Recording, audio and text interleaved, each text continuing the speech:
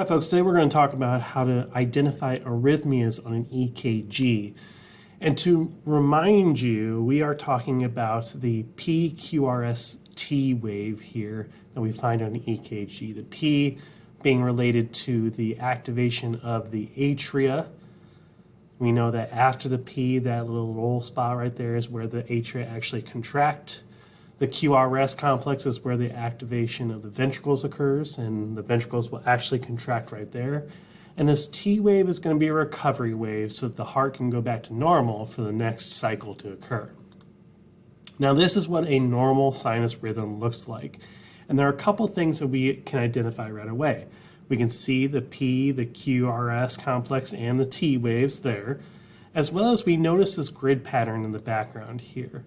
Each large box of that grid pattern is going to be 0.2 seconds. So 5 of them is 1 second. You might notice that 5 of them here, 1, 2, 3, 4, 5, is about 1 heartbeat, knowing that your normal rhythm is going to be 1 full beat every 3 to 5 seconds, or 60 beats per minute. Now, when we have a heart that is going too fast, we call that tachycardia. And you can see that there are quite a few more waves occurring in the same amount of boxes. In fact, if we were to count the large boxes, 1, 2 boxes per wave is a very fast heart rate.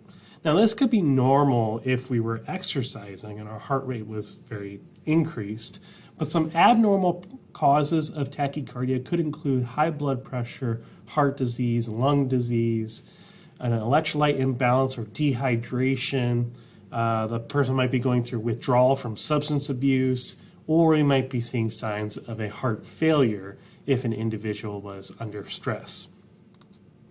A bradycardia, on the other hand, is where we have too slow of a heartbeat, and that would be 6 boxes or more for 1 heartbeat to happen. So if we were counting 1, 2, 3, 4, 5, 6, and the 7th one right here is where the new heartbeat starts, that's pretty slow, and that's going to be under 60 beats per minute. The tachycardia is over 100 beats per minute. Sinus bradycardia is under 60 beats per minute. Now, this can be normal depending on the age of our individual, or it can also be normal with some athletes that have trained their heart to be at a tachycardia normally, and so their bradycardia is their resting heart rate. And individuals sometimes have a low resting beats per minute because of that. But there are some abnormal causes, such as heart defects and inflammation. Some thyroid problems can cause this. Some medications like beta blockers can also cause this, as well as sleep apnea can cause this. It's not always going to be a normal thing. It might actually be an indication of something wrong going in the heart. Now we're going to look at abnormal rhythms of the P wave and the QRS complex. And in particular, this atrial fibrillation occurs when there is an irregular heartbeat, as in there are not a set number of heartbeats per second, and this is wildly inconsistent. You can see that this heartbeat takes up 4 boxes here, but this one only takes up 3. That might be considered an atrial fibrillation. But a better mark of atrial fibrillation is actually the inconsistent P wave here. Notice that before the QRS spike here, there is no P wave available for us. There's kind of this flutter right here. We call this an atrial flutter or an atrial fibrillation, or AFib for short.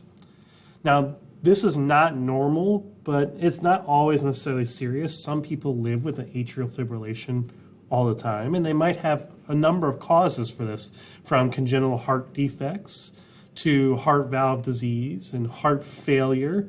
This can also be pretty relatable for drug abuse, especially with methamphetamines and other stimulants that occur. There is another kind of fibrillation called VFib, or ventricular fibrillation, and that would be when we do not see the normal QRS wave. We don't see any particular QRS wave that is consistent the entire time. It kind of looks like a bunch of mess of a heart wave here, And this would be an individual that really needs some medical attention. They need to have their hearts sometimes reset using an AED, one of those crash carts there. Abnormal causes, this could be a sign of a heart attack, as well as chest trauma related to heart attack symptoms. And this could also come from an electrical shock, where the heart is no longer being able to pump regularly through the ventricles. There is one more type of arrhythmia, but this is going to be a non-arrhythmia, essentially. We call this asystole. This is where we have no visible PQRS or T waves here, and this would be indications that the patient is just about dead or needs their heart to be restart. So this is the kind of thing that you see in the medical dramas where they're flatlining and they need some paddles to resuscitate their heart.